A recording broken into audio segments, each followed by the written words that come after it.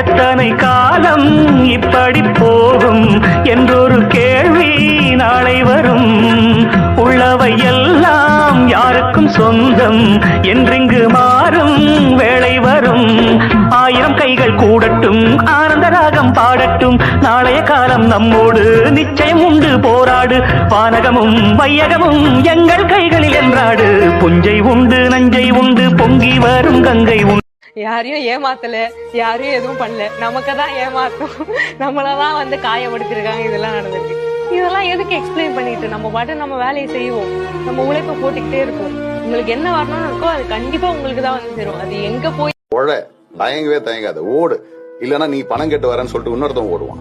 சரி, நீ எவ்வளவு தூரம் உன்னால ஓட முடியுமோ ஓடு, உழைக்க முடியுமோ உழ, எவங்கிட்டே போய் நின்றாது. உதவி அப்படின்னா அதுக்கு அர்த்தமே வேற. ஊனா உழைப்பு, தானா தன்னம்பிக்கை, வீணா விடாமுயற்சி. இந்த